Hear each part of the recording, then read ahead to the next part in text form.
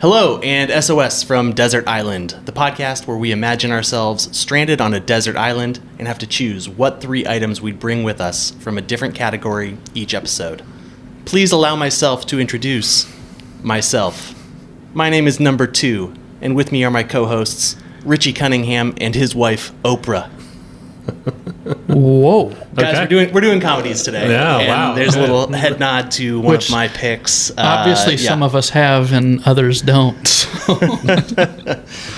Yeah, this was a fun one to prep for. I did watch a couple films on all of our lists in the past week to get ahead of this and just to make myself laugh a lot. Did you have time on mine since I submitted them so late in the game? I did. Good for you. Nice. Yeah. Good for you. Yeah. I got to be honest. I'm feeling extra jacked up tonight over comedies, and your intro is starting to get me more and more every time we do this. So Yes. I'm pretty amped up. How did you guys go about doing this? Because I think this is a really interesting one to prep for, and you could go a couple different ways. You could go for like laughs per minute, like the funniest movies, or maybe the best movie that is a comedy. You know what I mean? Yeah. Well, let's start with the fact it went through everybody's head, right? What movies do I have to pick that won't get me voted off at the very end? Like, let's be honest about this and just address it up front. Don't you fucking lie about it. I felt pretty true to myself on this. Okay. Yeah, same. I feel like across the board, I feel very good about these picks. And also, like, we're 3 versions of the same person, so I felt pretty good that you guys would all like these as well, too. So it works out. Yeah, that's fair. I feel like the thing's always in the back of my head when I'm making my picks, and so when I was doing comedies, I'm like, don't give a shit tonight. Like, I'm just gonna pick true to me, whatever I think is right for my island. So, sure. Go ahead, Mitch. Why don't you tell us how you came to yours? Yeah. I mean, comedy is so subjective too. It's Yeah. like you have to be true to yourself on this one, if nothing else. Right. Yeah. Yeah. I mean, for me, it was. I wanted to pick stuff that was going to make me laugh, no matter what. Like, I think there were some picks that I was thinking about, like, film-wise, they are objectively funny, but aren't traditional comedies in the same sense. So I'm like, on one hand, like, I could play the game that way, but I'm also like, I just want something that will make me feel good and laugh no matter when I watch it or at any point in time. Do you have an example of one of those first kind that you didn't pick? That's a good question. I can give you one. So he was waiting to hear the answers to the test. You can't answer fast enough, I'm jumping in. Home Alone is a comedy. Yeah. Is a great movie. Makes me feel really good. Sure. Not the funniest movie. Like, it's very funny, but it doesn't stack up to, Yeah. So you then, by that definition, are aiming at kind of laughs per minute. Like, you want to be belly chuckling as you're watching these movies, yeah? Yeah, I think so. I think, like, I want to feel good about this. Interesting. Okay, so I guess I set mine up like a bracket system because... Okay. Yeah. It's almost March. Good call. To me, comedies are so interchangeable. I could put this one on the list or I could put that one on the list and feel good about that pick because there's just so much quality content and I don't really love any more than others. So interesting. Yeah, I'll explain more on my individual picks when we get to that point, but for me there was like a bracket system where I'm like, okay, this one versus this one, that one, okay, this one. If you ask me to do this again next week, I almost guaranteed will give you different movies. Fair. Can't wait to hear what your Cinderella comedy was. Maybe Cinderella. We'll wait and get there. I like it. Yeah. Well, I mean, let's start laughing. Let's talk about these comedies. Mitch, let's start with you. What do you got? Yeah, let's go into it. My again, we're picking from 3 here. My first one is 2007's Superbad. Hell yeah. This is a great movie. I think it's probably not Judd Apatow, but that whole genre, the whole gang that's in there's best movie that they've come out with.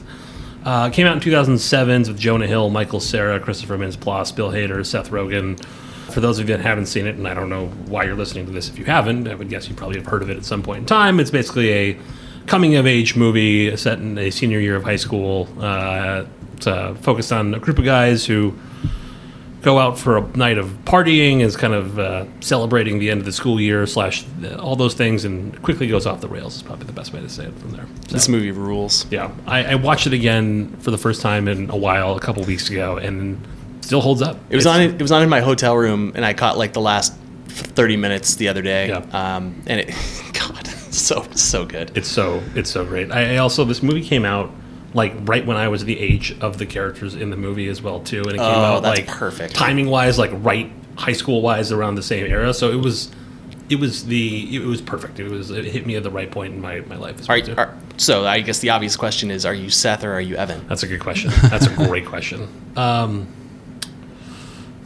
I'm probably more of a Seth, I would say. Yeah. Okay. Yeah. Do you think had this movie come out like before or after you being the same age, would it slap as hard as it does for you? That's a good question. I mean, you guys are older than me, so I turn to you and your thoughts on that in that space, given that it came out at a different point. But, Yeah, I mean, I was still in college when it came out, Yeah. and I laughed my ass off at this movie. Yeah. So I haven't seen it. What? You've Yeah. never seen Superbad? I've never watched Superbad, and I guess I will need to do that to answer it for myself. I always hear good things, but for me, every time I see the opportunity to watch it, I'm like, I'd rather watch anything else. That is a crazy take. I know. I'm the problem. Yeah. It's endlessly quotable as well too. I feel like there's so many good one-liners in there, and then the arcs of the characters. It's just, I don't know. It's fucking soccer. It's fucking soccer, man. Nobody forgets. Yeah. I mean, where do you even start when you're trying to quote this movie? There's so many funny quotes. Yeah, it is basically a kind of a quote-a-thon built into a interesting and funny narrative story as well too. Yeah. The story, I don't know. The story's fine if you examine it closely enough. Yeah. But you know, Seth Rogen and Evan Goldberg, the creators of the show, right, and this movie, and this is like their high school life. It's just like a random weekend trying to score booze for a party or something. Yeah, something like that. I think, from what I remember reading, like they wrote that when they were in high school or college or something like that. Like it's obviously their life turned up to probably. Yeah, they've just been banking 11. quotes for a decade 100%. and just like jammed them all in here. 100%. Yeah. There's also like on the rewatch recently, there were so many little moments that I forgot about, like the entire scene. Not forgot about, but like the scene of Seth, Jonah Hill's character, trying to steal booze from a house party and taking them all the booze he stole out in like laundry detergent bottles and then trying to bring that to another party. And it's blue when they drink it. It's blue when they drink it as well too. And later on, everyone's mouth is blue. Yeah. The scene where the drunk girl at the party comes up and dances on him and gets period blood in his pants as well too, and that incites a fight. It's, I don't know. It's and top to bottom. It's a very, very, very funny movie for me. McLovin. One of the great mononymous characters in film history. Yeah, I mean, it was that or Muhammad. So, you know. Justin, I know you haven't seen it, but there's a scene where I mean, it certainly sounds less funny when you guys I know. say It's it. okay.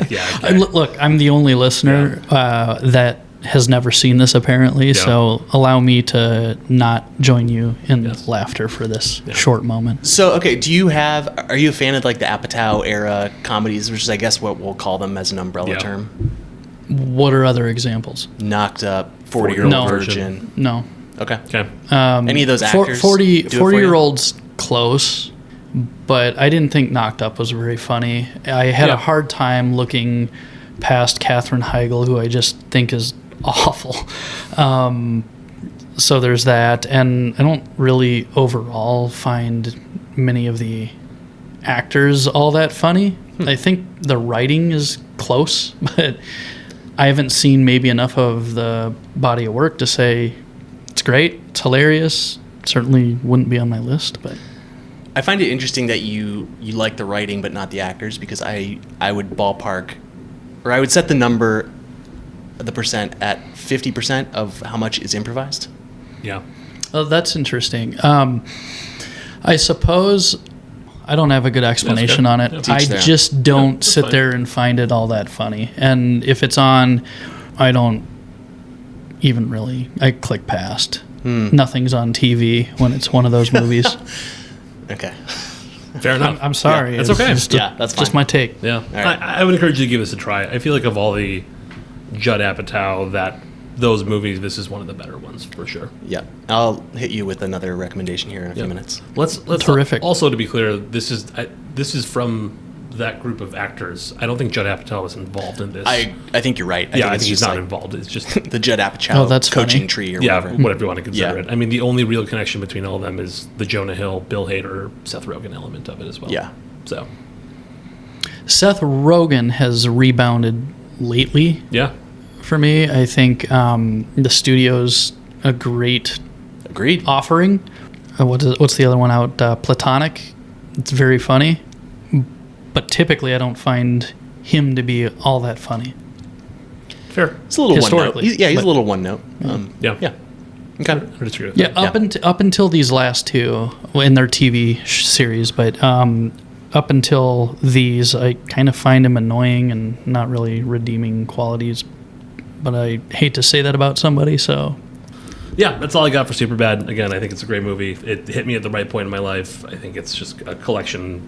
It's just one of those things that I really love, and maybe on some other episode it might make an appearance. We'll see what happens there. So, I think that's a good point though. That, like when you see these movies, it's such a critical part Yeah. of how you experience them. totally. that also, I think, heavily impacts quotability that For you guys sure. are talking about.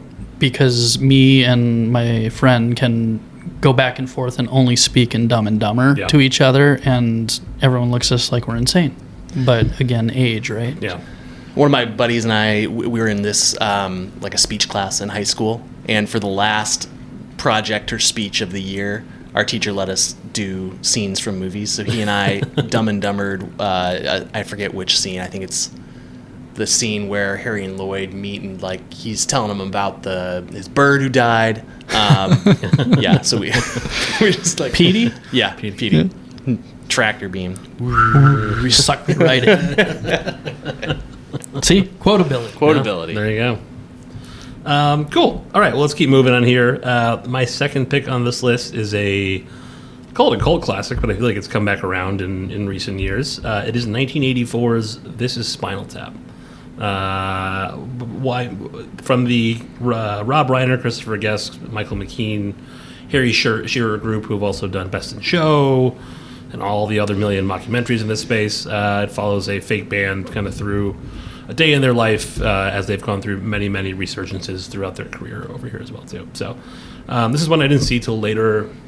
Actually, I saw it when I was in high school, I want to say, when I was in playing music and that part of my life, and it was one that hits me right in the right spot, and then every time I rewatch it, it still holds up in every way, shape, and form. So, curious if you guys have seen it / your thoughts. I have. I don't know about rewatchability regularly, though.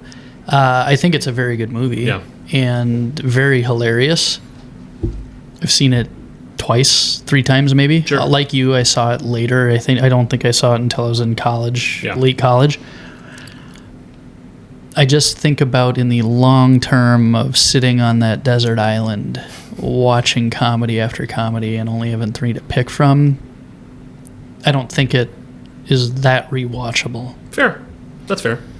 but I could be wrong, Alex. You want to tell me if I'm wrong? Honestly, it's been a while since I've seen this. I do remember loving it. I mean, we were talking about quotability. There's some great, quotes in this one too that live on to this day. What I find really interesting about this movie is like the writers and directors, and like the force that brought this movie to life also star in it. And Yeah. I just think that's wonderful. I love when that happens. Yeah, I agree. From what if you look in the production of it as well too, like it's 99% improv as well too, Yeah. which makes sense. Yeah. That's why it's driving it. Is that true? Yeah. Oh yeah. Yeah. I think they had like loose scenes that they wanted to put together, but most of it is actual improv as well too, which is pretty great. That's the best. You just need funny people to get Yeah. together and see what happens. What I'm now realizing with my first 2 picks is that I'm just a big fan of improv in some way, shape, Yeah, or form. okay. Like recorded improv is what Nice. it's coming down to. So, yeah, I don't know. I mean, this obviously is given a lot of quotes in popular culture and turning things up to 11. Yeah. I think one of my favorite scenes is the Stonehenge scene where they try to build the life-size model and it comes out at like 12 inches tall or something else along those lines. It's also a movie that, like, thinking about my history and love of comedies and understanding what film can be, like, I don't know that I'd ever seen a mockumentary at any point in time up until that, and I feel like that changed how I view comedy and how I view things that are funny as well, of like using that medium in just a way I didn't expect as well too. Yeah, this has got to be one of the earlier well-known mockumentaries, right? I mean, I guess that's not true, but it's one of the earlier ones that I can remember. Yeah. Gaining a lot of traction. Yeah, and I think a lot of them that I can think of are coming out of this group as well too. But I feel like this is the one that kickstarted it off in some capacity. So, yeah. Christopher Guest is wonderful though. Yeah, he's the man.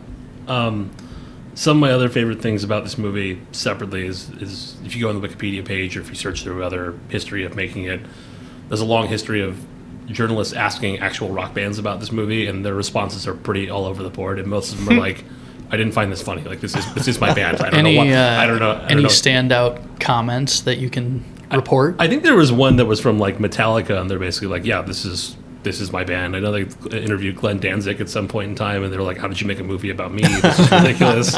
There's also some like real life moments that happened that came from the movie. Like, I know in one of the scenes, they're playing some show and they start the show out in like a pod that opens up that they come out to, and I think the bass player gets stuck in the pod and they have to have a roadie come out and open it, and by the time they get him out, the song ends as well too, which is pretty great.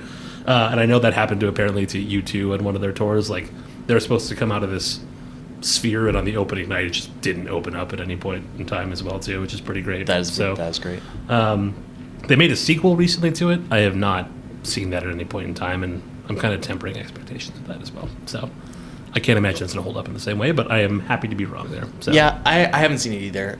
Sometimes when sequels like that come out, it's like I don't want to taint my my experience with the original. Yeah, what I saw as well too is like there's a lot of, from trailers, there's a lot of real celebrities that are giving like fake quotes about being inspired by Spinal Tap, and it's like, all right, you're moving away from what this was in my mind as well. Right. So, okay. Yeah, another one I thought of in terms of like normal things that happen, things that happen to real bands in there. The scene where they get lost backstage for like 10 or 15 minutes walking in circles. A couple artists were like, yeah, that's happened more than a dozen times. And it happens all the time. That's so funny. So I wonder if did they consult like rock stars on some of this stuff? That's a good question. I would assume so from what it sounds like, or maybe someone had some history and some musical acts that was in production or something, and they would be able to do that, or just read a bunch of autobiographies or something, or they just wrote the most ridiculous stuff that could possibly happen, and it turns out that it did actually happen at some point. So, you mentioned you're realizing you're a fan of improv. Have you ever done any improv? I have not, but I've thought about it at some point. Okay. Have you been to shows that like improv shows? I've been to Second City when I was growing up and living in Chicago, and that was pretty amazing. But I haven't been to anything. It gets kind of weird, doesn't it? Yeah, I think good improv is great. Mediocre or bad improv is really bad as well. So, yeah, that's a good point. Yeah, it's got to clear a bar that is tough to reach sometimes. Yeah, it's like magic. Like if you do it well, it's great. If it's not good, it's not good in any way, shape, or form. Magicians and improvisers are just almost a perfect circle. Exactly. Exactly. Yeah. Exactly. So yeah, again, for those of you listening, if you haven't listened to it, I would highly recommend you go out and check it out. So, all right, we'll go back over to my final pick. This is one that I was on the fence about it, but I do love it, and from a quotability standpoint, it's one that I was like, I have to put this on here. It is 2009's "I Love You, Man" with Paul Rudd, Jason Segel, Andy Samberg's in it, Lou Ferrigno's in it, a lot of other random people. It is a story about a guy who is going to marry the love of his life, and comes to kind of realize that he's kind of a girl's guy and doesn't really have any guy friends, and goes on a quest to find bromances for best men for his wedding, and the hilarity that goes into that. He becomes friends with Jason Segel, and it goes off from there. So, curious if you guys have seen "I Love You, Man." I have seen it many times. Yeah. This is a pick that is right in that realm that I was talking about of rewatchability. Yeah. I think that this can be on a loop, and you'll find new humors in it every single time you watch it. Yeah, this feels like a maturation from some of those like 40-Year-Old Virgin and Knocked Up movies. Like these guys, it's a lot of the same. I mean, it's Paul Rudd and Jason Segel who are both characters in both of those movies, and I feel like they kind of have perfected their cohesion at this point. Yeah, I would agree, and I think this is one that's not as much improv, which I think maybe lends to why it's maybe a little bit more up your alley, Justin, in that capacity. But no, I love it. I think it's a very fun story. Wait, you don't think I can improv funny? Is that what I hear you saying? No. I'm saying based on my original pick of like talking about a movie that is more improv based / the Seth Rogen, Judd Apatow sphere being more of that space. So I really, really like Jason Segel too. Yeah. I think he's very, very funny. I don't like his character as much in this movie as other movies that I know we'll get to. But the movie holds up and it works. His character I just find a little bit annoying. Like, I can't really describe it. He just annoys me playing this like laid back, cool surfer beach guy, and I don't buy it as much. Sure. Yeah. Maybe that's just the limitations of his acting chops. But the movie is hilarious and works.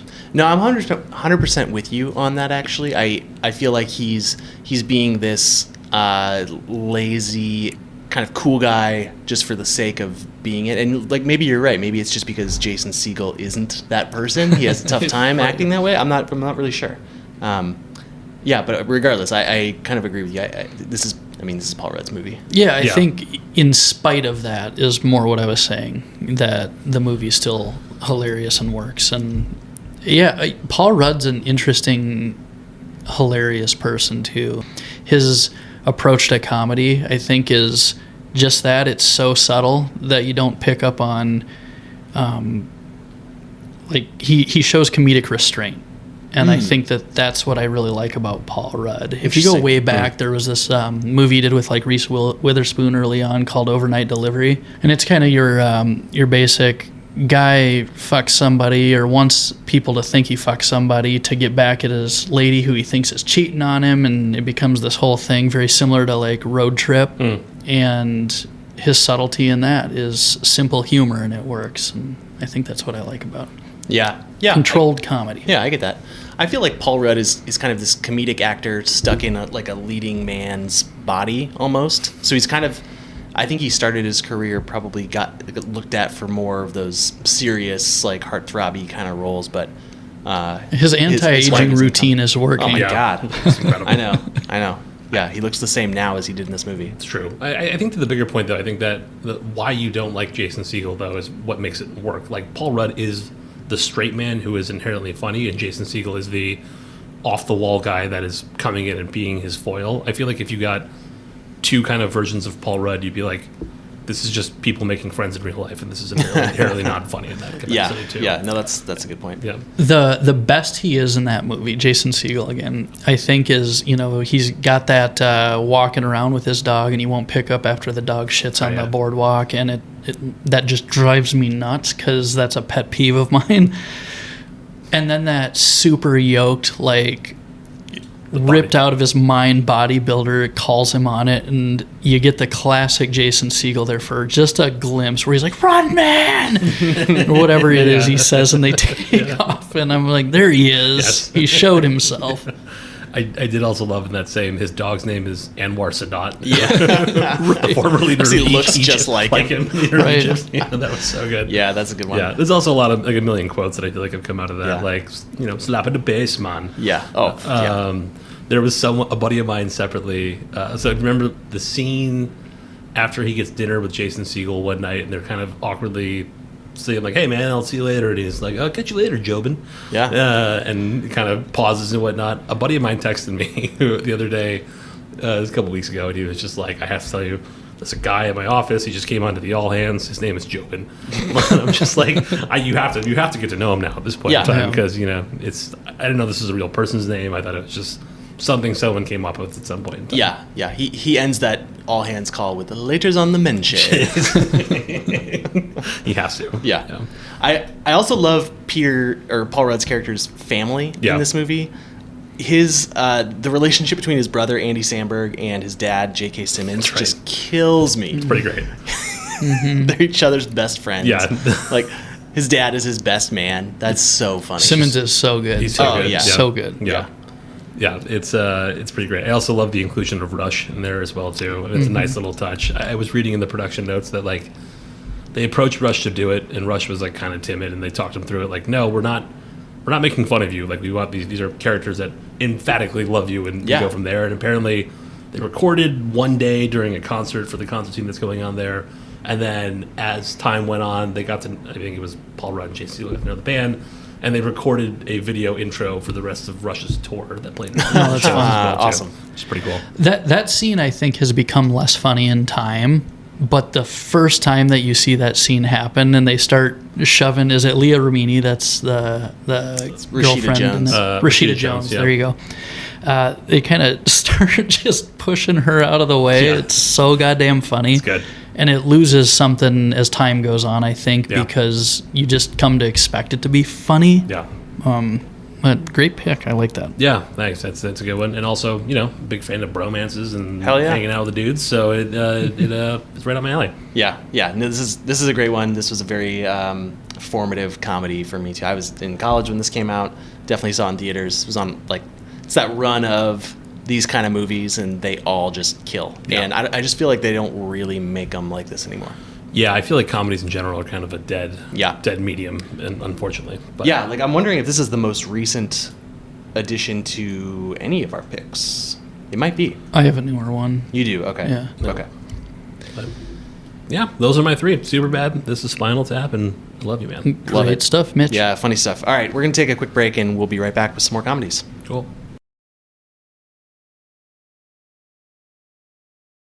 And we're back. Talking comedies. I'm going to jump in with some of mine. I'm going to go chronologically through these, and also this is coming to no surprise to any listeners, but my first pick, it's 1997's Austin Powers International Man of Mystery.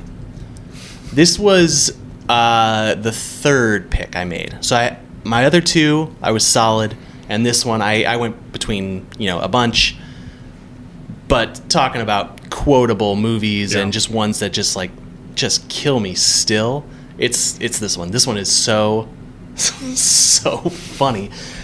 I was watching some scenes of this earlier this week just to prep and remind myself, and just right off the bat, he's a secret agent spy who in the 60s is recognized and revered like a Beatle. Sure.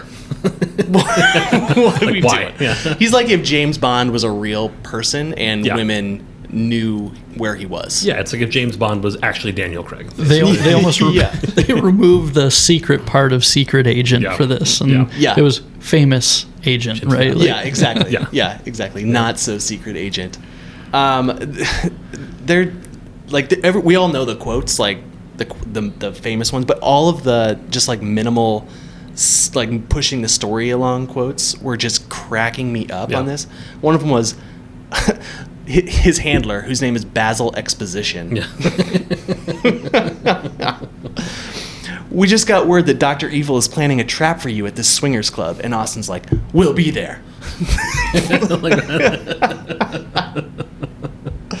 Oh my god. Yeah, I mean, Dr. Evil introducing his henchmen, one of whom is Frau Farbissima, and I quote, the founder of the militant wing of the Salvation Army.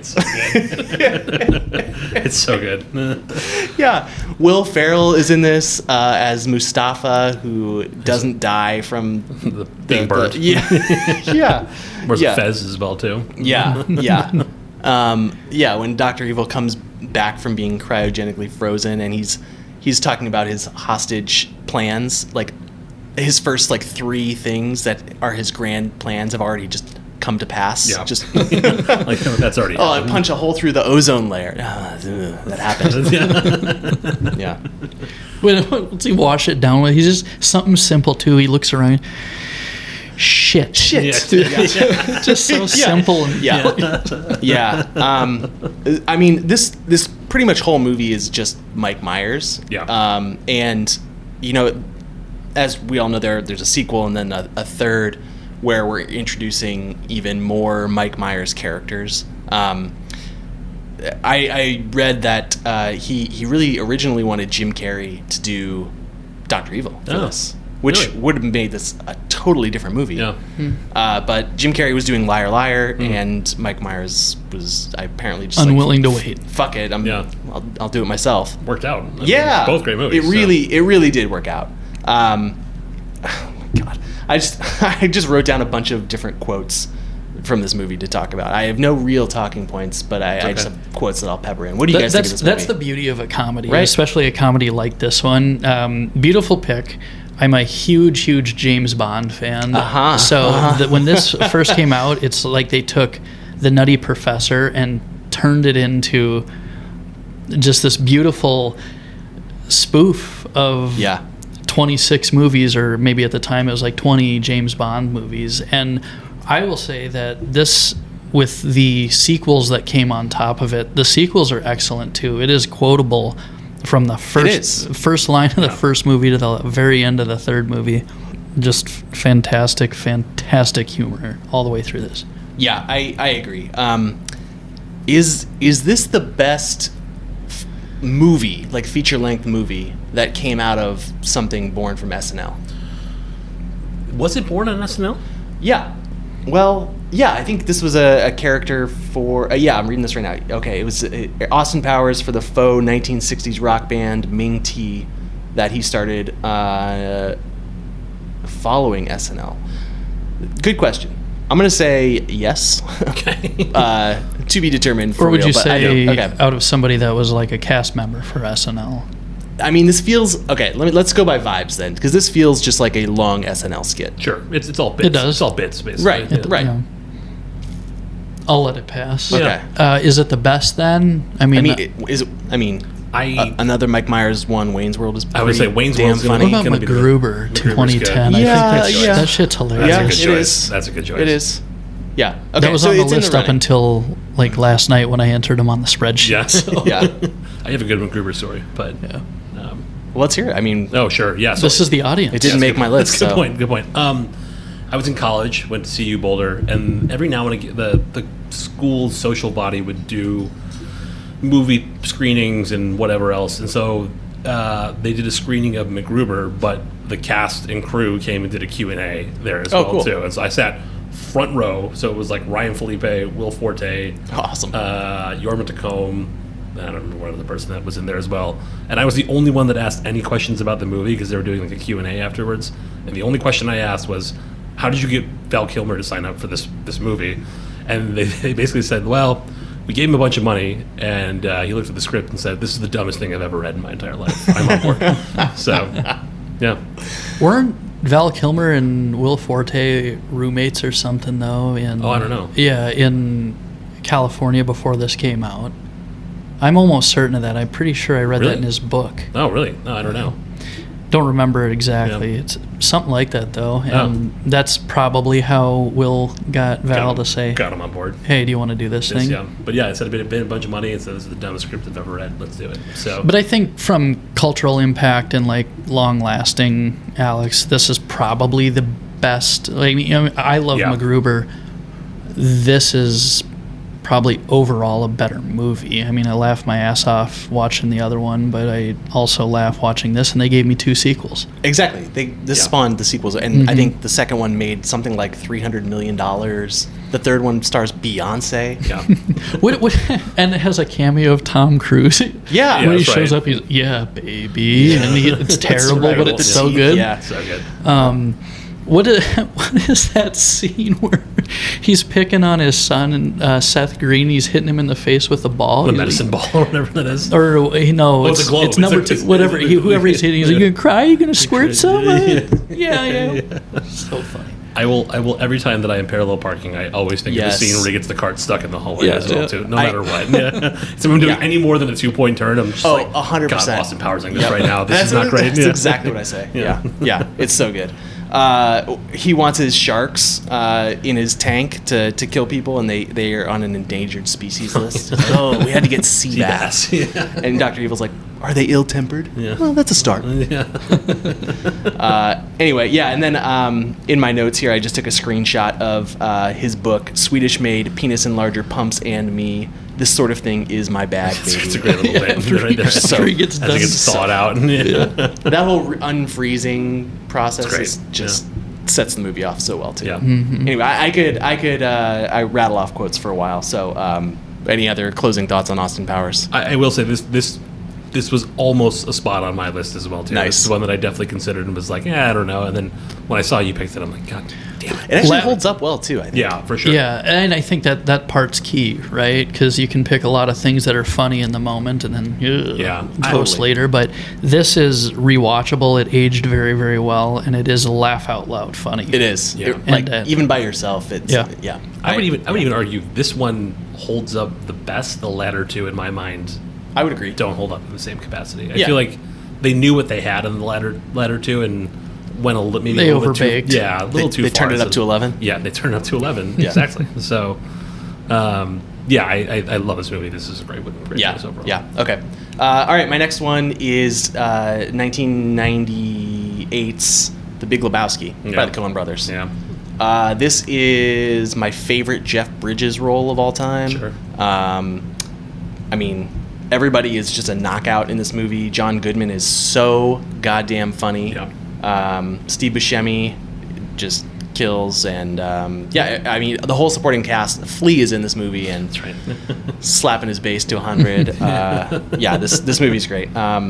This is probably my favorite movie to just like hang out to. Sure. It can just be on. Yeah. I mean, I struggle to find a movie that has better vibes than this. Yeah, I don't disagree. I mean, this is another one that almost made it on my list, and I think you got yours in beforehand. So I'm like, well, I'm not going to pick it, but here we are at this point. Yeah, it's a good call on the vibes. I think like visually, it's Coen Brothers, so it's going to look like a good movie. Yeah. And there's some like fantastical elements that come in there, like the Yeah. dream sequences and whatnot, Yep. that make it visually great. This is also my first intro, and I don't know how old I was, to the Coen Brothers, and so like that also has a Same special actually. I place in think. my spot as well, too. Because I didn't see this when it came out. I think I was in college or Sure. something when Yep. this happened. And Yeah. It's great. Another very quotable movie. Extremely quotable. So quotable. Yeah. Yeah. All right. Out of the three of us, who's the dude? Who's Walter? Who's Donnie? Ooh, that's a good question. I don't know. Okay. I think we're all Donnie because we just shut the fuck up. Yeah. We didn't have an answer. The We couldn't longest speak at all. pause we've ever had on this thing. You know how I first saw this movie? My old man was a huge fan of this movie. He saw it before I did. Constantly on rotation. Nice. It was like, is this all you watch? I finally watched it, and I think because I knew how much he watched it on repeat, laughing his ass off, I didn't get it.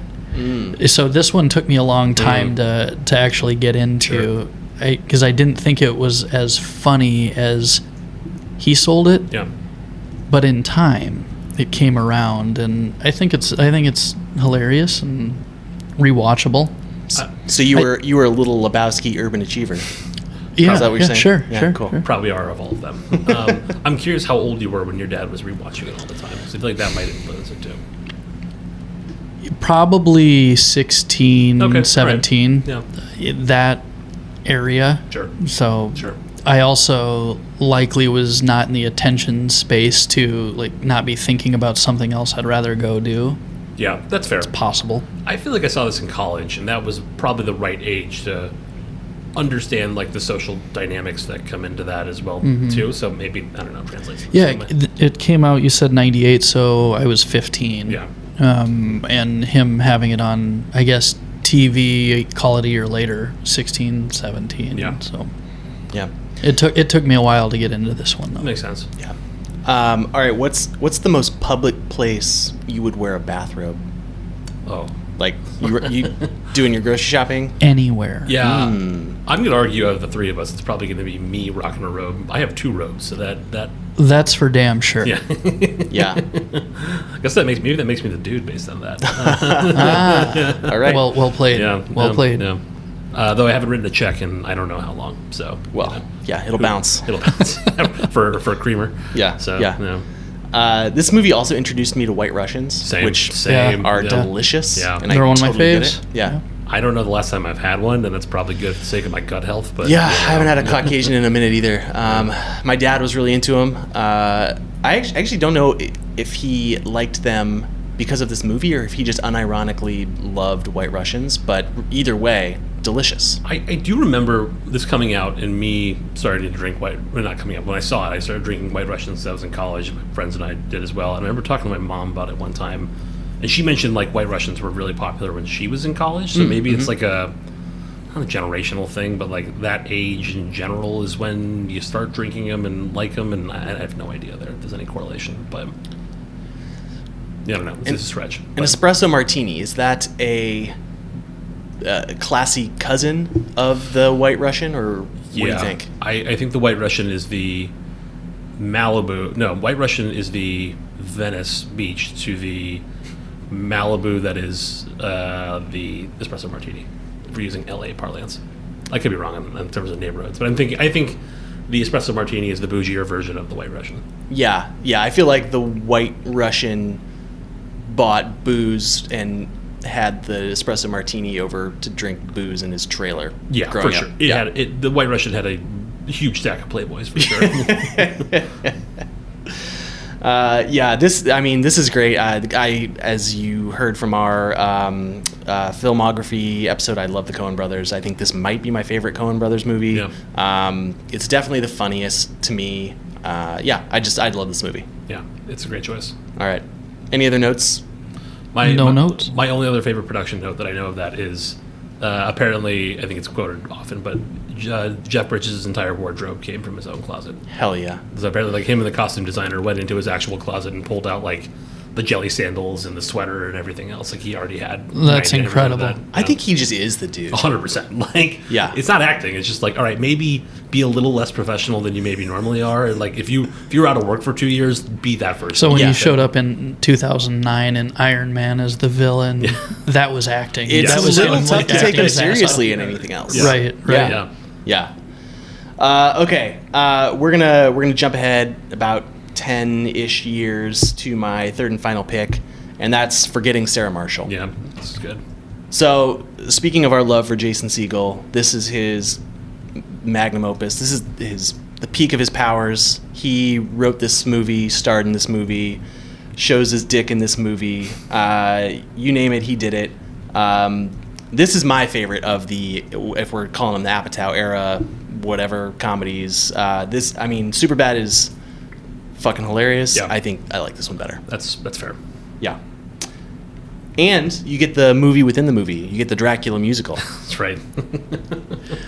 So I wasn't the only one that left that movie going, when do we actually get to see that in person? Yeah. That's a thing of beauty. I would love to see that. Yeah. The joke is that Judd Apatow, when Jason Segel pitched him this movie, I think he pitched the Dracula musical first, he called him up on a weekend or something like that, and Judd Apatow was like, this isn't a movie, this is a funny part in a movie. Yeah. And then that kind of just snowballed into this. I think that's right. He kind of made that joke about the play he does at the end too, remember? Because his quote is something, I didn't realize that it was funny until someone said to do it with puppets, and then it just all took off from there. Yeah, you're totally right. Yeah, you're totally right. Yeah, art imitates life. Yeah. Every single person in this movie is so funny. Yeah. I think this is the funniest an ensemble cast has ever been. Speaking of Paul Rudd, this is the funniest Paul Rudd has ever been. I don't agree with that, but I think it's up there. Yeah. Kuno? What's his... Kuno? Yeah. The surf instructor? Yeah. Stopped wearing a watch when I moved out here.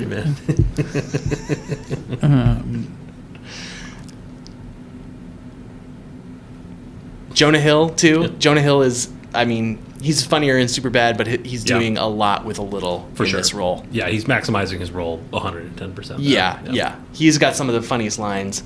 And then, oh my God, that scene where he's impersonating Russell Brand's accent. And he's like, he's a major influence on me now. He's like, is that supposed to be my shitty accent or whatever? That's supposed to be me. Yeah, it's so good. Unfortunately. Yeah. Speaking of Russell Brand, great. Probably the only good movie of his, I would say. It's the only good thing he's done. Full stop. Period. Correct. Yeah. It's.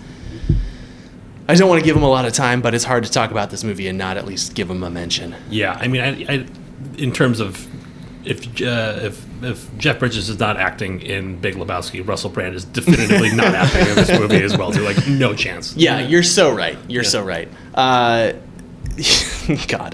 yeah, his feelings on his shirt that Kristen Bell gets him. His sobriety that is just a joke. Oh my god, it's all so funny. It's so good. Yeah, it's so funny.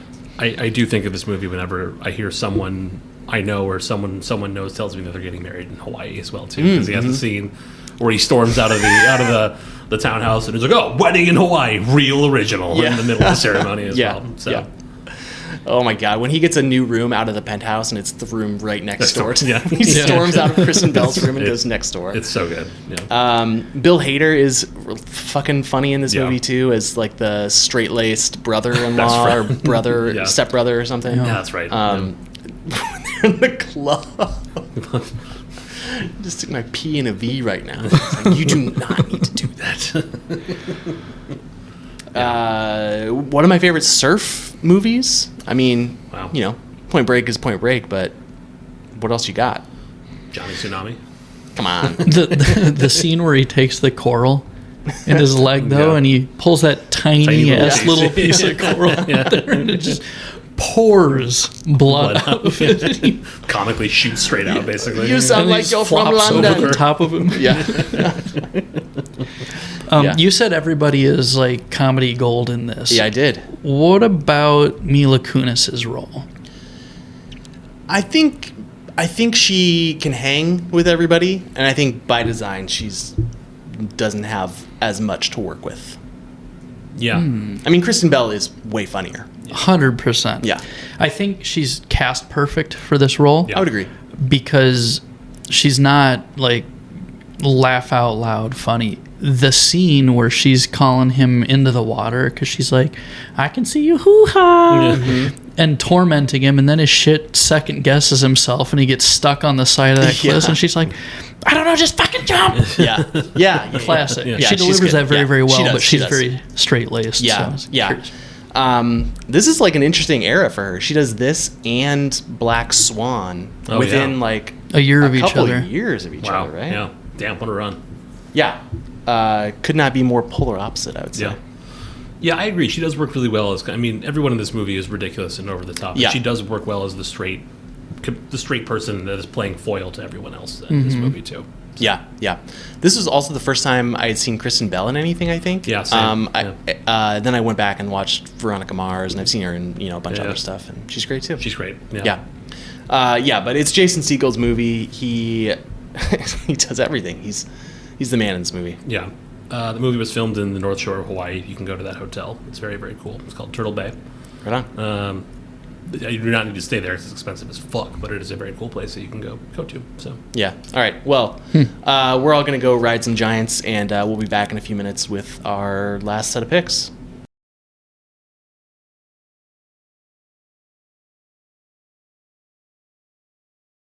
And we're back. Throwing it over to Justin for some comedy picks. All right, let's do it. I'm going to go reverse order from Why what not? you did. Yeah, you went chronological. I'll work my way backward. We're going to start with 2013's We're the Millers. And I can see the long faces already with disappointment here from both of you. And I do want to explain and defend this movie. So Jason Sudeikis, Jennifer Aniston, Emma Roberts, and the premise is that this drug dealer gets ripped off and his drug kingpin makes him go pick up a bunch of drugs down in Mexico, smuggle it back for him, and the way he's going to do that is by finding these other band of misfits to make them all look like they're family members and take a road trip in an RV down to Mexico and smuggle the drugs back. You can imagine all the things that go wrong along the way. The comedic dynamic is the relationship between the characters. I think that's what makes this, and you'll see it with the three picks that I made for my movies. They're all very different for different comedy styles. This one here is all about just the shenanigans that people who hate each other can get into when they have a common goal. And I think the way they play on each other is hilarious. I also quote this movie a lot. And I notice that people don't pick up on it, but my wife does. Which quotes? Things. See, I'm already laughing. Things like, "You don't have any single regrets, not even a single letter.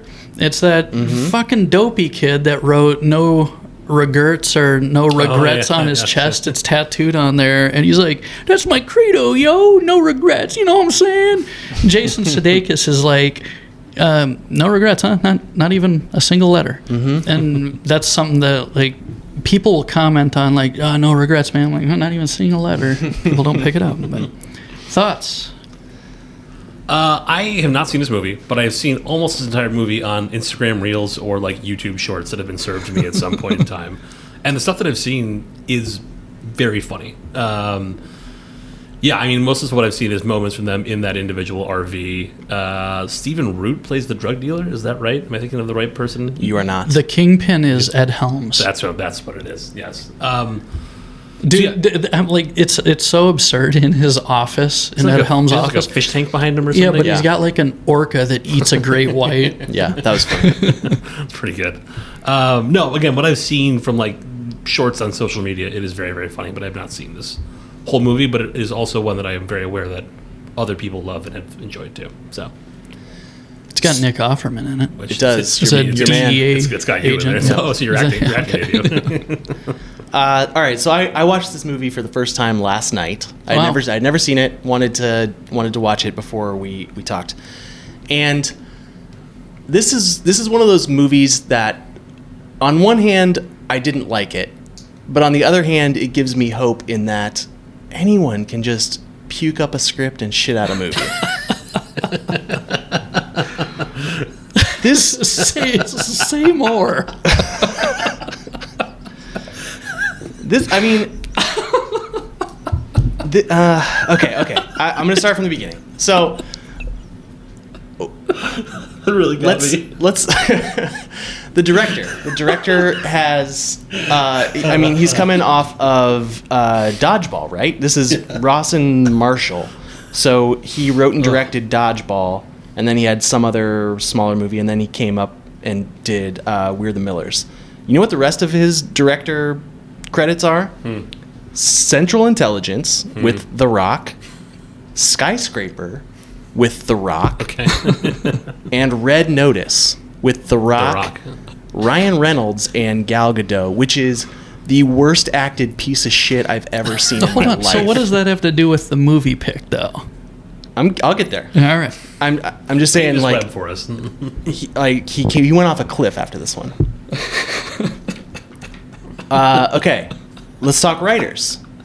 It's Bob Fisher and Steve Faber who wrote Wedding Crashers. Sure. Which is like one of the better comedy scripts that was out there for a long time. Yeah. Apparently they wrote this movie first. It took like 12 years to get it into production.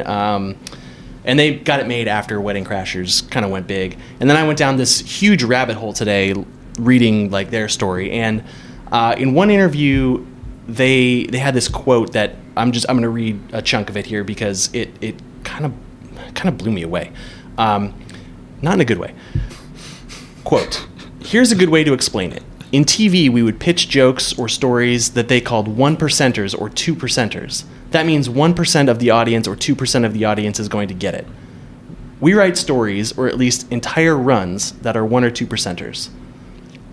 And then he goes on to talk about how We're the Millers is a 1 or 2%er, but actually he thinks it's like a 70 or 80% because, and I took exception to that quote because I think this is kind of like mass appeal comedy. You know what I mean? Like the story is down on his luck, drug dealer and stripper gets sucked into driving drugs across the border. Yeah, it's simple comedy. Okay. Simple Yeah. storytelling. Yes. It is very simple. Not 1 or 2%er. This is I'm so sorry. I went harder than I expected to go at this movie. It's great. No, you brought two of us to tears with your commentary. Laughing, so thank you for that. Another quote from that post was the interview asked if he has any advice for writers trying to make their breakthrough, and he said, "You've just got to write that one great spec script." I don't know what that means. basically, what's your It's got the formula to make it work. You don't have to think outside of the template that gets you there. No, it's like nobody came to you and asked for a script. You just wrote it on your own volition. Got it. So his advice for writers trying to break through: write something good. Yeah. I mean, make good music. If you're so you didn't like the movie, is what I hear you saying. You didn't like it because there were some funny parts. And then honestly, my deep dive just made me more mad about it today. For those at home listening, I got to paint you a word picture on the whitest, palest man I've ever seen, who turned self included in that I can diagnose, who's the brightest shade of red and fury I've ever seen on a white man. I don't think I've ever seen you this fired up about anything in my entire life. Anything. Yeah. Yeah, I had feelings on this movie. Tell us how you really feel.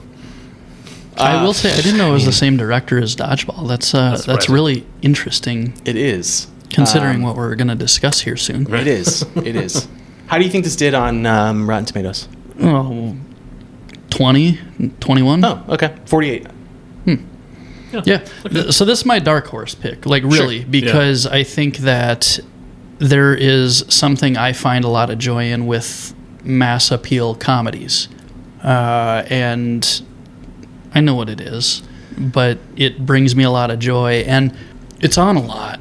It just makes the rotation on. I'm going to go to sleep and throw something on that I'm comfortable with, that I know I don't have to watch. And if I want to sit down and watch it, I can. And on a desert island, that works for me. Yeah, I think we all have at least one comfort food pick in there. And that for sure. feels like this is it for you, for sure. And I know you're a Jason Sudeikis fan, too. Yeah. I mean, I guess I like him better than I don't like him, but I wouldn't say a big fan. Oh, okay. I thought you bonded when you saw him on that scooter. No. Look, the scooter tale, it was just funny, and I was overjoyed at the moment, but that doesn't make me a huge fan. Now that you say that out loud, I think Ted Lasso, thought that was pretty good. He's great on SNL, but I can't tell you a ton of stuff that I've seen him in. Yeah, I'm trying to think about what else. I mean, those are going to be the biggest ones, for sure. I don't know how you break out of the shadow of SNL and you not luck out, but Ted Lasso's a once-in-a-generation type show, too. Right. So. Yep. What else do you love about this movie? Because I went in really wanting to like it, and I thought I was going to. I let you down. No, because there's so many famous, funny people in this too. Mm-hmm. Like Sam Richardson from Detroiters and Veep is in this. He has one line. Catherine Hahn, I feel like, was misused a little bit. Yeah. It's cast dynamic for the comedy. Like I explained, interaction between characters. I think it's an easy watch. Again, simplicity, rewatchability because it's easy, and again, I think it's quotable. Maybe you didn't get it watching it for the first time. I do find movies harder to quote as I get older, if it's the first time I've seen them. Does it grow on you a little bit, maybe with a couple more watches under the belt? It's possible, but I'm not going to put you in that spot to say go memorize the lines from this movie. You'll get there and you'll like it. So, especially after that first response to it. I feel bad. I just shit on all over this movie, so I want to give you some time to tell the audience why you love this movie, and I could be a one-off. I have. Okay. It's pleasant. It's easy watch. I giggle out loud. Yeah. I mean, that's kind of all you're looking for. Yeah. So, your response was well thought out, though, and I do appreciate the difference of opinion on it. Great. Mitch, go watch it. Okay. Next up, going back in time, 2004, to apparently the same director, for Dodgeball, a true underdog story. Yeah. This is going to be in contrast to my next pick. And what I really love about Dodgeball, first off, it's got the slapstick in it. It's got the over-the-top, ridiculous story of why we need to save this gym that I own. Exactly the prize money of $50,000 is what I can go win on a game of Dodgeball, a tournament. And it's got the best villain in comedy of all time, with White Goodman, played by Ben Stiller. Nobody makes me bleed my own blood. Quotability from the start of the movie to the end. The very last line of that movie, do you remember it? No. Fucking Chuck Norris. That's right. Sitting on the couch, literally start to finish on this movie. You can quote it. There's so many great one-liners. It's got awesome cameos in the form of David Hasselhoff. Yep. Thank you for that one. Jason Bateman as one of the commentators. So Cotton. Yeah, Cotton. Yeah, it's just one of those that I think works because of the time it came out. The over-the-top villain that you absolutely love hating, in contrast to the very stale, tamed-down version of Vince Vaughn as your protagonist. They didn't both try and go over the top. They just let one go loose, and the rest of the characters just kind of had to be light funny in comparison to Ben Stiller. Yeah. And I think it all worked. Yeah, I think you're totally right. I think Vince Vaughn playing the straight man really well in this movie is what ties it all together. He just, lets everybody else cook. Yeah. Yeah. By the way, I love this movie. Yeah, this is a classic. Great choice, for sure. Yeah. There's also so many like little moments in there that I feel like on their own, I don't know, stand out or their own isolated element. One of my favorite, it's not intentionally funny, but now having the context of Lance Armstrong being Lance Armstrong, when he gives him the motivational speech about how he did all these great things, and then on 26 different types of cancer. Yeah, and then you find out years later the dude cheated out the ass and also got all of his titles stripped away from him. It's very, very funny to me as well, too. So it's unintentional comedy. Yeah, it's unintentional. It's in a bottle, it is funny by itself, but then you add it up there, it's also hilarious to me. Yeah. So. Yeah, just like that scene where the cheerleader runs in and tells Justin Long, "You won't believe it, he fell on the roller coaster and broke his neck," or whatever the quote was. Yeah. And they were just hypothesizing it the night before. It's really subtle, but it's pretty good. I laugh out loud every time. I do also appreciate Alan Tudyk as Steve the Pirate. It's so good. Yeah. Great little bit in there. Yeah, I don't know. It's a great choice. It's a very, very funny movie. It still holds up, I think, no matter what. The question I have for you two, though, and Justin, if I'm going to step over this, I apologize, but have you both seen Heavyweights as well? Oh, yeah. I have, yeah. I'm curious if you think there's any connection between Tony Perkins and White Goodman, because I feel like they're the same person. I love that you brought it up, because Ben Stiller has just awesome one viewpoint villain. Totally. And it's in Heavyweights. It's the same guy in Happy Gilmore. Yeah. It's the same guy. He just finally gets to take more center stage in Dodgeball and let it go loose. Yeah. And it's all time. I love him so much more as a villain than as like the straight man. Totally. In any movie he's in, he is so good. He's so good. Yeah. I'm trying to think about other Ben Stiller movies that he's.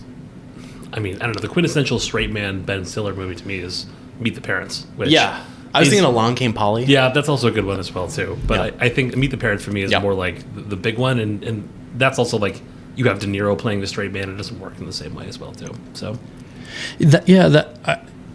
I put that in the situational comedy zone where weird things and funny things are happening to people versus the characters making it funny. That's a good point. That's fair. So this one is allowing the characters to be the funny in collaboration with the situation, but the characters really are what make it funny. If you put a bunch of top-notch actors into this movie that no one's over the top and just deliver the same script, I don't think the story is funny enough without the characters and the people playing them. You're not wrong, and to the point you made before about it being a simple story and the outcomes and whatnot, again, it is, if you put normal people in it, it's just going to be a very beat-by-beat episode of TV is probably what it wind up being instead. But I feel like also on the Globo Gym lineup, I think Terry Crews is in this as well, too. Am I right? Remember that correctly? Yeah, I think he's in there. Is he Blazer? Blazer, yeah. Blazer. Rip Torn is also great. Patch rest in peace. Yeah. He is excellent. He's actually in one of the movies that I was considering for comedies too, Summer Rental. Did you guys ever see that one with John Candy? Pretty awesome summertime movie, and he plays a pirate who teaches John Candy how to sail for a regatta. Pretty good. Put it on your list. Okay. 1985-ish. Okay. Yeah. All right. Last thoughts? I mean, I need to go watch this. No notes. Yeah. It's great. Let's see how it pays out for, or plays pays off for him, Cotton? Let's see how it plays out for him, Cotton. Bold choice. Yeah. Actually, Bold that's choice. not a bold choice. Yeah. That's a great choice. Yeah. All right. Third and final pick, back in time even further, 1988 with Chevy Chase's Funny Farm. And I know that neither of you have seen this movie. I'm going to keep recommending it until, well, maybe not with Alex's now review of I think that was a one-off, man. That was a one-off. Yeah. This is the opposite of what Ben Stiller brought to Dodgeball. This is comic restraint that I was talking about earlier with Paul Rudd. Chevy Chase can go so far over the top, and he can let loose, and he can get wild.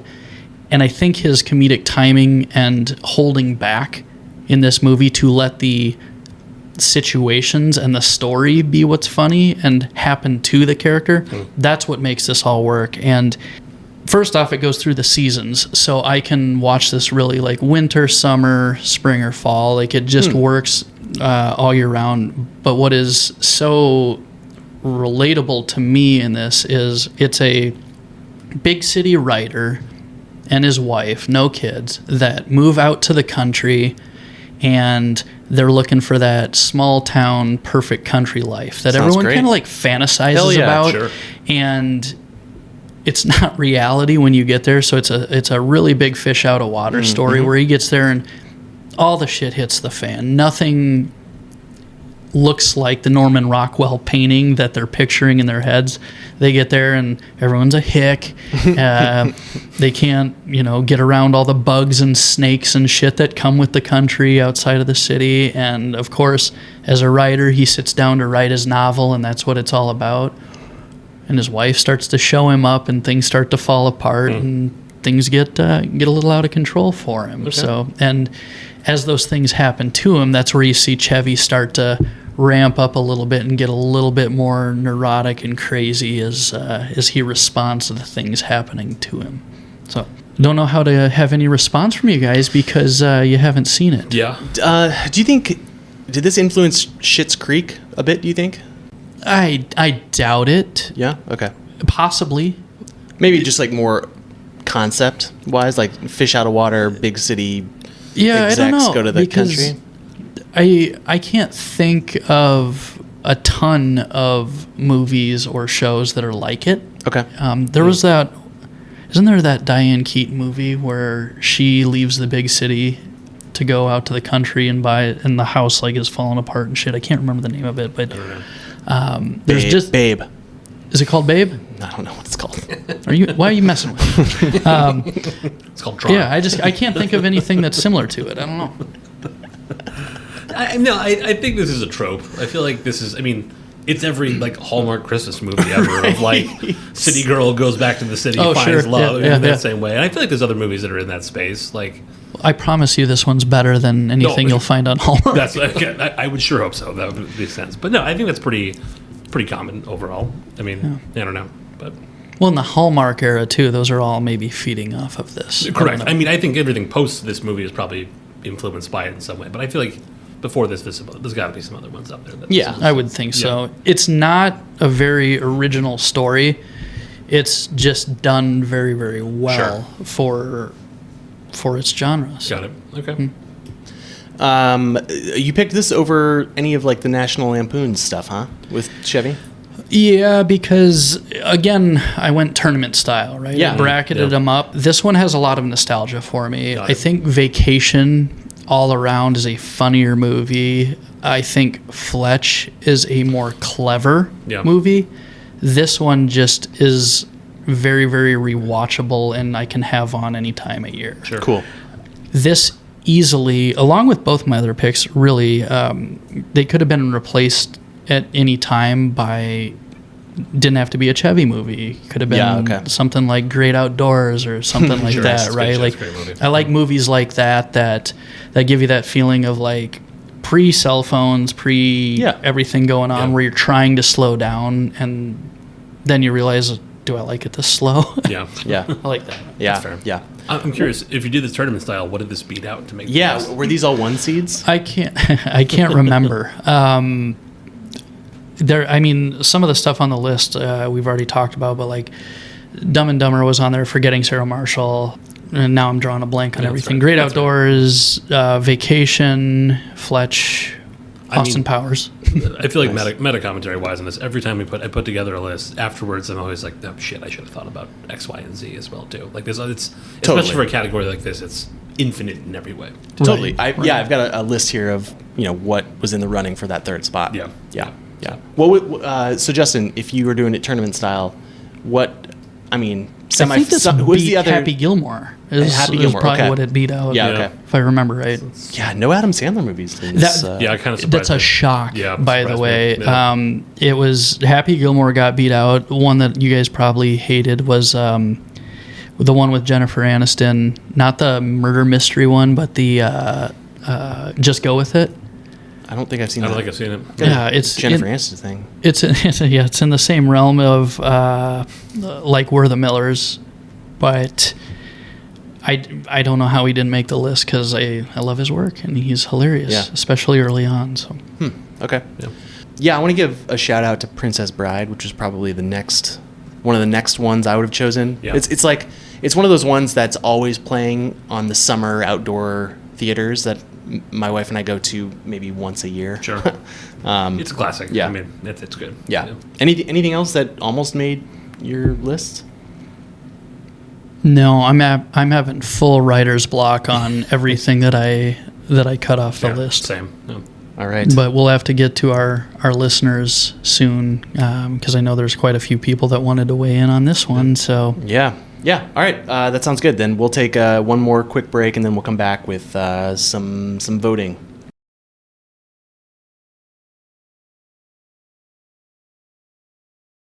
All right, we're back, and once again, we are not voting someone off the island. We are choosing which island we want to go to.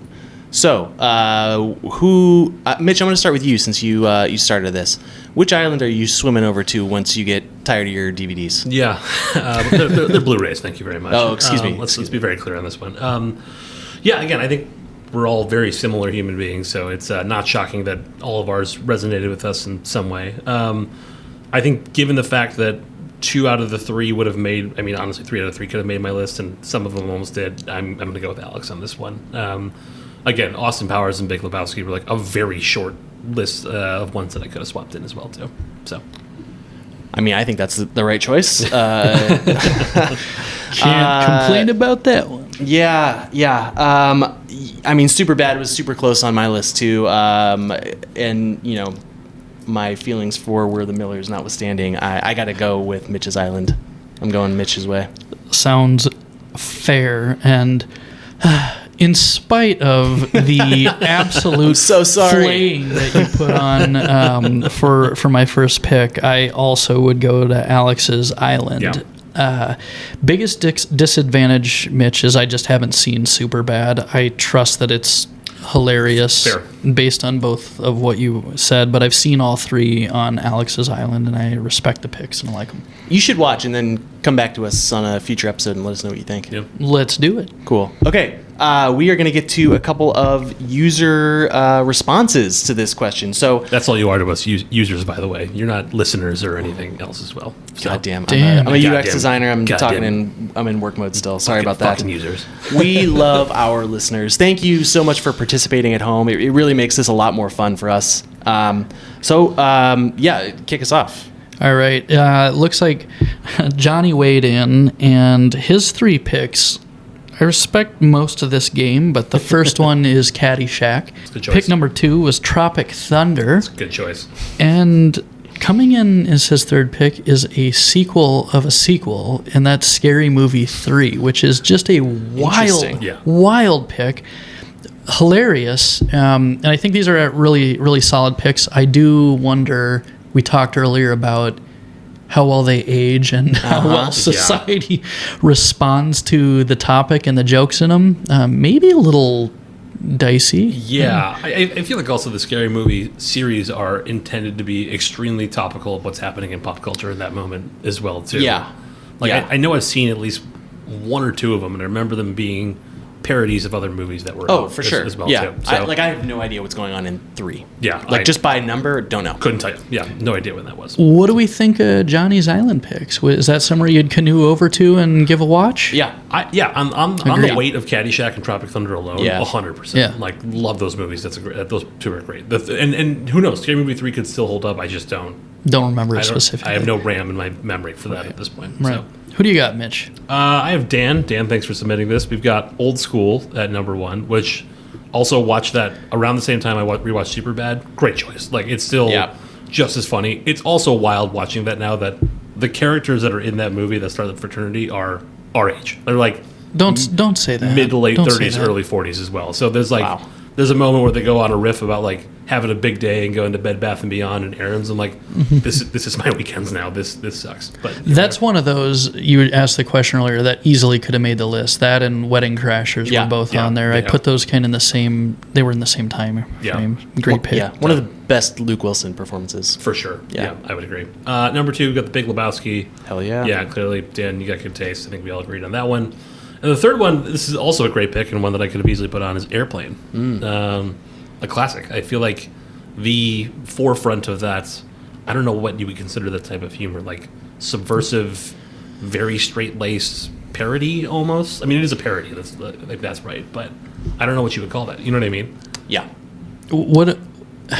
I know we're not typically going to dive into user listeners' picks. Sorry about that. Airplane's an interesting one. I watched this again recently. I don't think it holds up very well. Really? There were moments that I laughed, and I always come back to the fact that is Leslie Nielsen's first comedy. Yeah. Is it really? Yeah. Yeah, he had a 50-year career of doing serious movies before this role that sprung him into comedies. That's wild. I had no idea. Yeah. Yeah. But the actual movie itself, I think these are awesome picks. For me, I didn't think that Airplane holds up as well. But That's fair. I think it's dated, but I think the Could they timing- remake it? I don't think you could. I mean, I don't know. They remade The Naked Guns, and that's supposed to be And it pretty worked. good. It So, worked. Okay, so I think worked. you maybe could, but I don't know. So great choices, Dan. Okay. Denise writes in and says she's got Romy and Michelle's high school reunion. Great. Yeah, I haven't seen it in a long time. Yeah, it's but been a I remember while. it being funny. But Denise, I love you, but this is a very you pick for sure. She's also got Parenthood, which I'm not familiar with. oh, familiar that's with a it. funny one. Yeah, who's in that? That's Steve Martin. Oh. That's going back to. Oh, okay. that movie. Yeah. Yeah. Okay. Yeah. I that's think solid. Joaquin Great. Phoenix is in that, or somebody's be like young, one of the. right? Yeah, it's. If it's not him, I'm thinking of. There's a very, very famous, like one of the older kids Okay. in the family is. I think it's like Joaquin Phoenix. Oh, nice. Okay. It's been a long time since I've seen that one. And then she rounds it out with Office Space, which was on my short list Yeah. too. That's a fantastic, It's a good one. another great Jennifer Aniston entry today. Oh, is she in that? She is. I kid. Yeah. Yeah. Denise, great island picks. I would totally go watch some flicks at this island. For sure, yeah. Finally, we have some anonymous entries here. We've got Bridesmaids, whoever submitted that. Great work. I think that's a solid pick. Good movie. Yeah. The scene post the Brazilian steakhouse stands out to me as the because I feel like I've been close to that scenario before. But Who do you think is that one of those perfect ensemble casts that make that funny, or are there standouts for you that without that person it doesn't work? that's a good question. I don't know. I haven't seen it in a while. I mean, I think that is one that everyone the sum of all of them together makes it great, but individually they are also stellar at the same time. So, Yeah. Yeah. Yes and no. I mean, it works no matter what. I would agree with that, but I don't think it works without Kristen Wiig. Correct. Yeah. So she's the glue. the glue. Yeah. Yeah, I would. I like agree. it. Her and Melissa McCarthy, I think, are the two that pull that together for me. So we got What About Bob next? Also a great Bill Murray film. I feel like kind of an underrated Bill Murray film as well too. Absolutely. Alex, have you seen this one? No, I haven't. Oh, You man. are missing a good Yeah. time. This is Bill Murray gold. Yeah, this is like. I mean, timing may be off, but I feel like this is. 92. Yeah, this is like a little bit post Ghostbusters. Like he's built up the real movie comedic chops. Richard Dreyfuss is in this as well Nice. too. So he's a like paranoid. I don't know what the condition he has, but like he can't leave his apartment. He's a germaphobe, everything. Okay.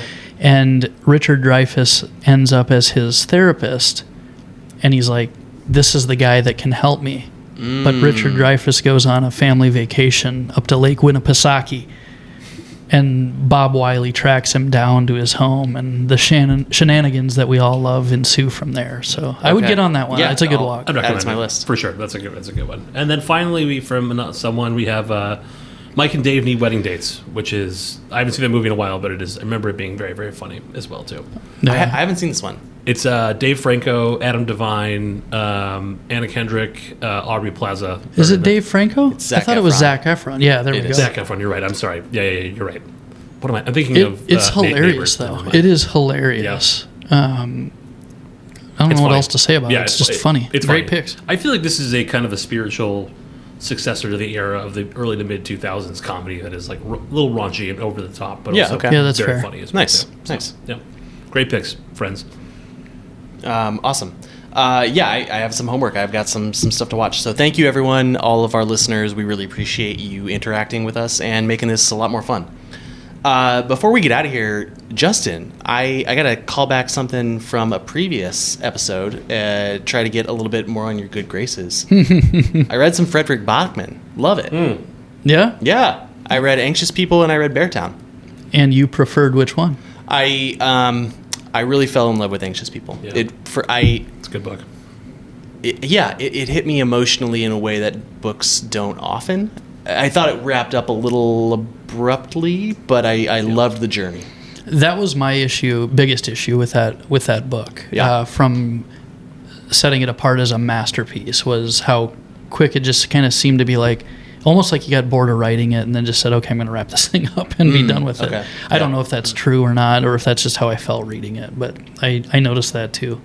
Yeah, but I loved it. I thought it was a really good twist on like the whodunit. Yeah. So Beartown is part of a 3-parter. Yeah. And the next one is Us Against You and then Winners. Yep. Are you drawn in enough to go on that journey, or was it too taxing on you to keep going? Yeah, I'm taking a break, but I will finish it at some point. Yeah. Good. Yeah. Love Yeah. the feedback. Yeah, really liked it. And that's one of the reasons I love doing this podcast with you guys is getting new stuff to consume. For sure. Yeah. It's been great. Cool. Well, as we wrap up here, please, everyone, give us a follow on Instagram at The Desert Island Pod. Check out the show notes on our website at thedesertislandpod.com. Follow and leave a review wherever you listen to podcasts, or email us episode ideas. We're running low at thedesertislandpod@gmail.com. Thank you all for visiting us on the island, and please send help. Peace.